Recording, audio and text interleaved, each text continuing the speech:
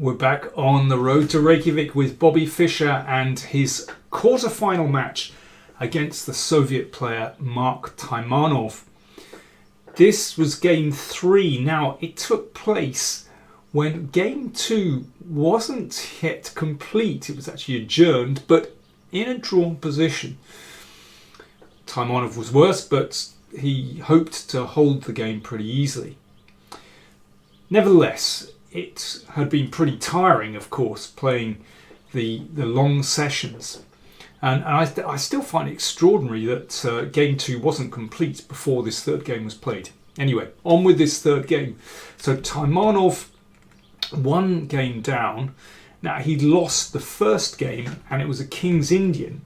And Taimanov decided to repeat the sharp variation that he'd played against Fischer in game 1. Well, with a little tweak, as we'll see. Because that game 1 was actually very tense, very close. And Taimanov certainly didn't do badly from that opening. So it's a mainline King's Indian. And here, instead of knight e1, knight e2, b4 also possible, Taimanov plays bishop d2.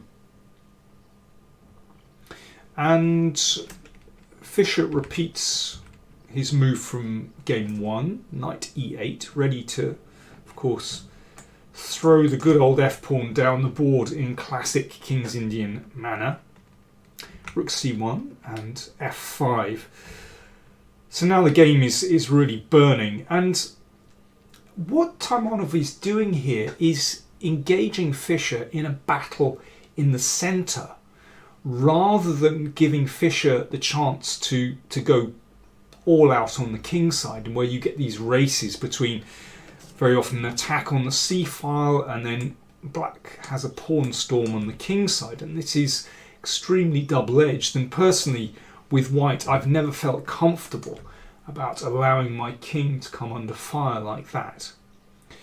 So Taimanov played pawn takes pawn and knight g5 in game 1, which was very dangerous. In this game, he played queen b3. A tricky move. Obviously, the queen looking down this diagonal, also looking at the b7 pawn. And this sets up a move like c5, just sort of breaking straight away. And there's still the possibility to throw in knight g5. So this is a really sharp move, and Fischer has to react very carefully here. Well, let me see.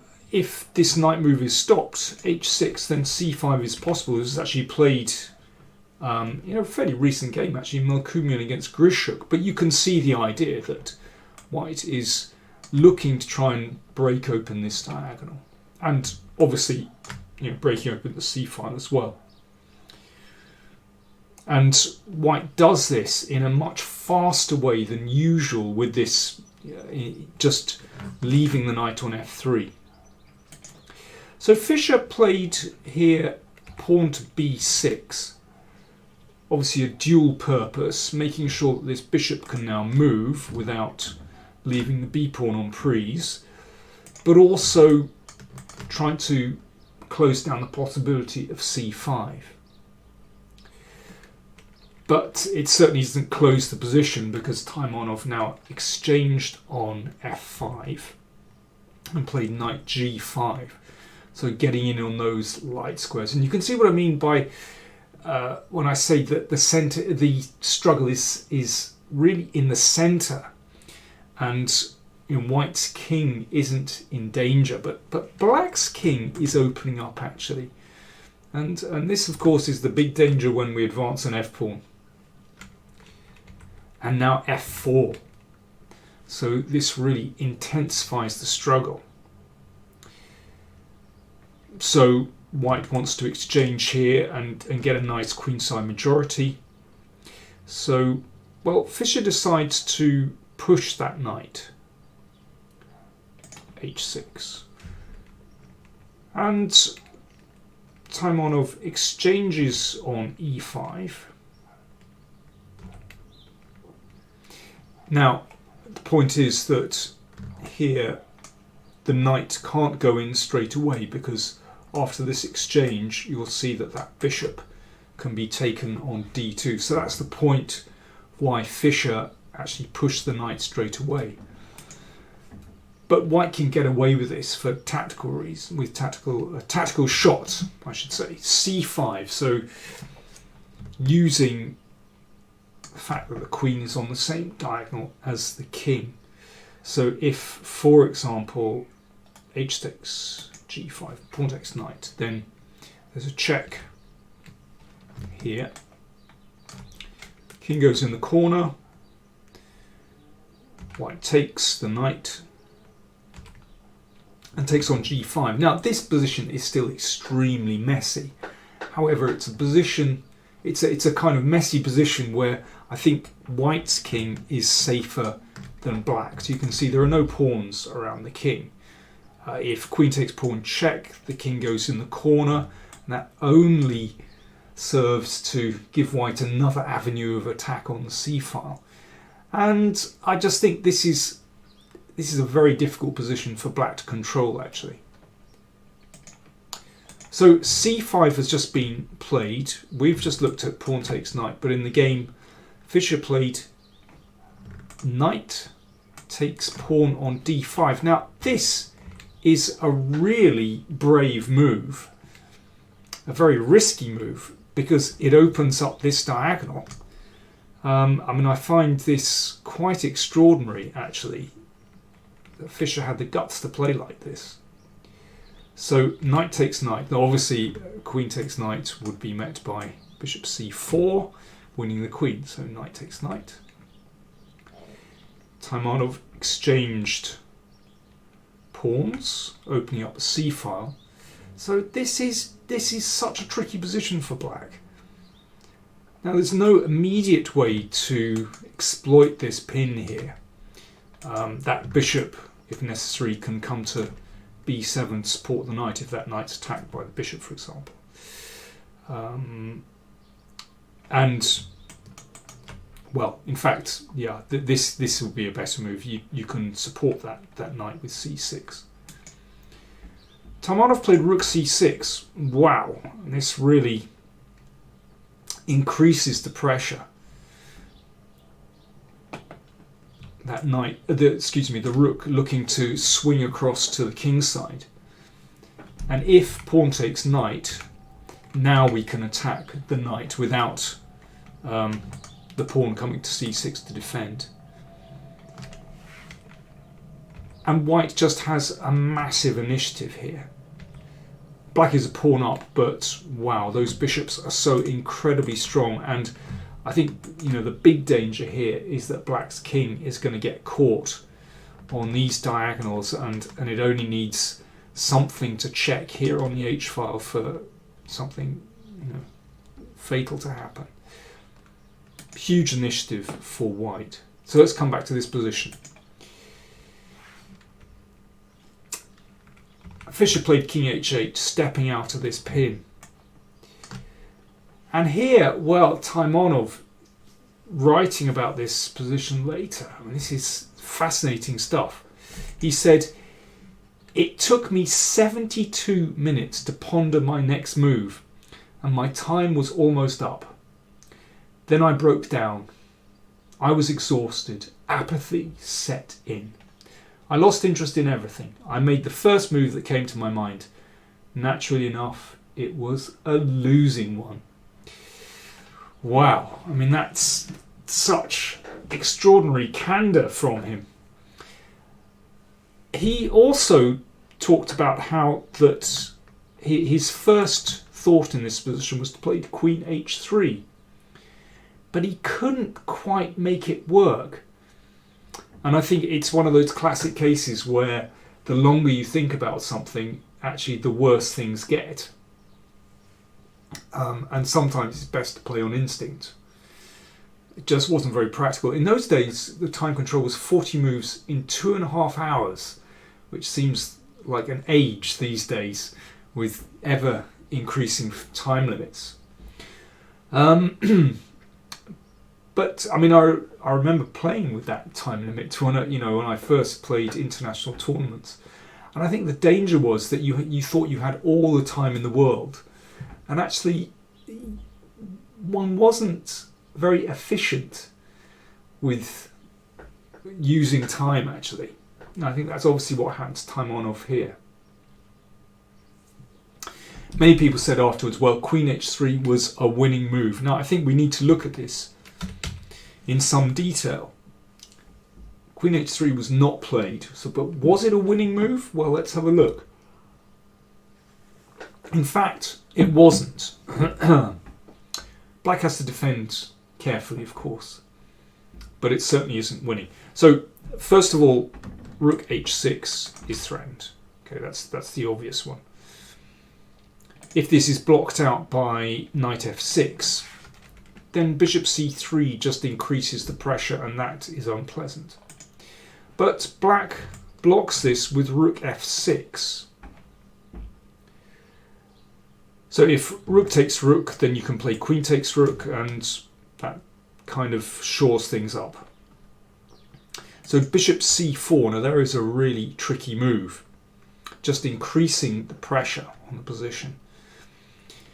If Rook takes Rook, then there's Knight F7 check, forking King and Queen. So F4, attacking the Queen. Now, a couple of moves. Queen H5. So just moving the Queen up the board. This looks very dangerous because now threat to play here. But actually, Black can play this move.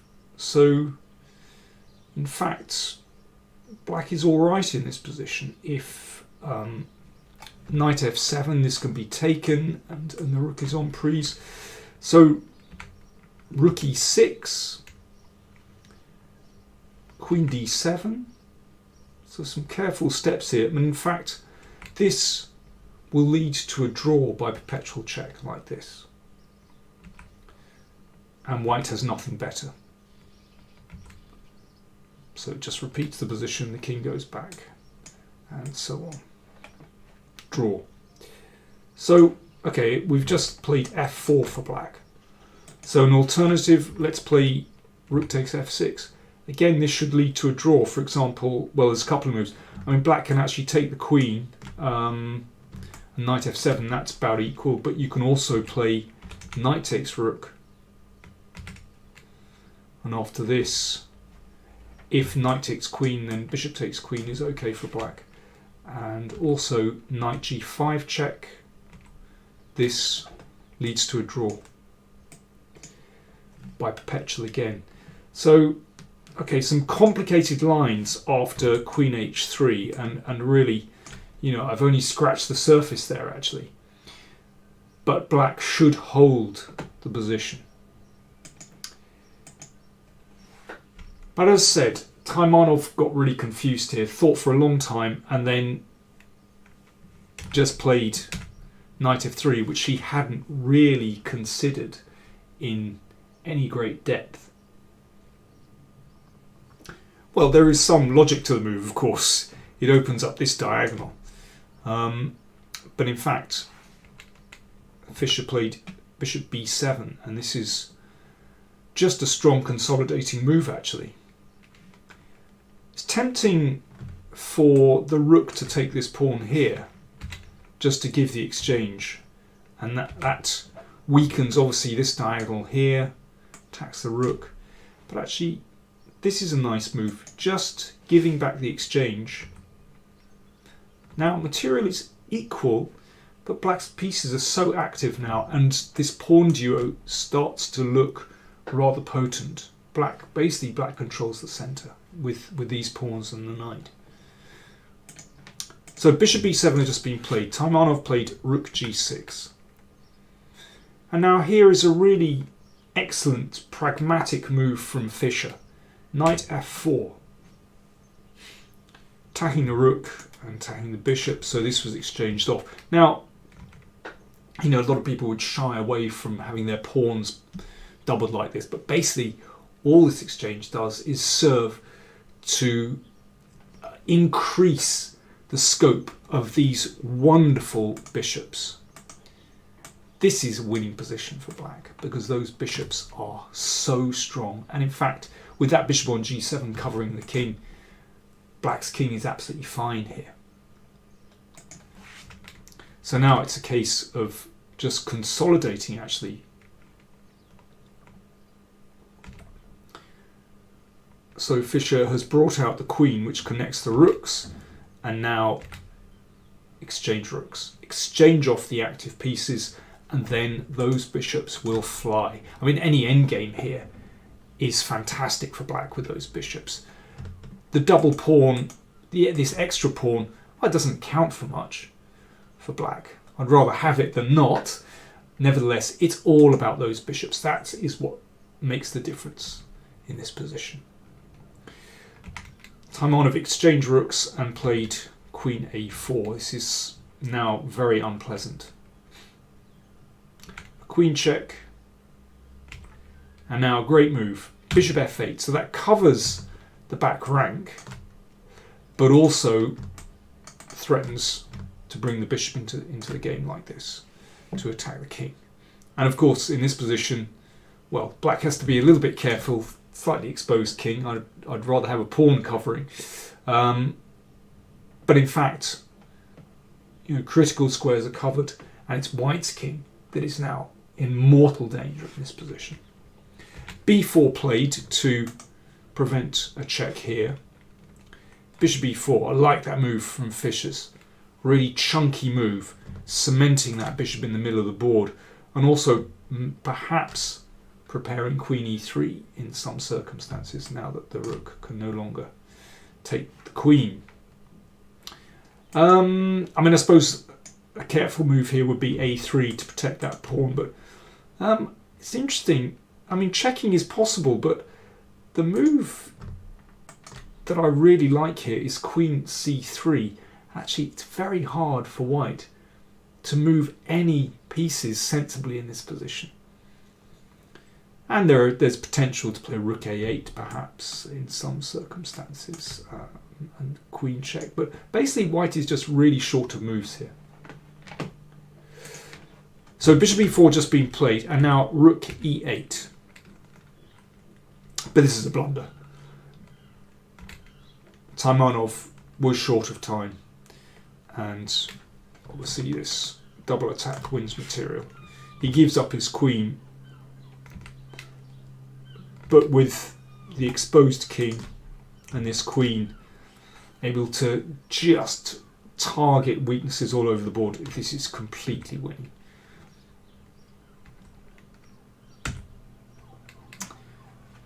Defending the pawn, but looking here and here as well. And Fischer is just very careful here. He realises he doesn't need to rush, so he just breaks the pin here and prepares to bring this one out if necessary. Bishop g7, excellent move. It's these kind of little tactics that make the difference. So Fischer is able to bring this bishop out with gain of time, attacking the knight. And if knight takes pawn, then queen d7 just wins material. Now, with this knight kind of flapping around, this is completely winning for black. Nice move, super solid. Queen d7, attacking the rook. And now it's time to break through. Opening up the bishop while keeping everything protected. And that is a strong move. And here, well, I'm guessing that the game was adjourned and that, or maybe Taimanov resigned on the spot actually. Obviously the next move will be queen takes bishop, attacking that knight, and the queen is just going to clean up when there are all these loose pieces on the board. Yeah, it looks like the rook is going to drop any moment. Well, I mean, there was obviously a lot of talk after this game that this move, queen h3, was possibly a winning move. But actually, when I look at this game, I realised how well Fischer defended, actually. You know, there's been a lot of talk, or at the time was a lot of talk, about how Taimanov, you know, made mistakes in this game and could have won, or, you know, just could have done better. But yeah, for me, what stands out is a superb defensive performance by Fischer when he was clearly caught in Soviet preparation, but managed to defend. I mean, I think it's very brave of Fischer to repeat this King's Indian in the first place when he realised that the opening would be targeted by Taimanov's team. So yeah, fantastic game by Fischer. And as we know, as I explained in the last video, if you haven't seen that, do check that out, that this game was played while Game 2 was adjourned, and after this game Taimanov just felt crushed, and I'm afraid he didn't give of his best in Game 2 adjournment. So after 3 games, Taimanov had lost all 3, and Fischer was really on the road to winning the match. But I'll show you what happened in the other games later on as well. Thanks for watching.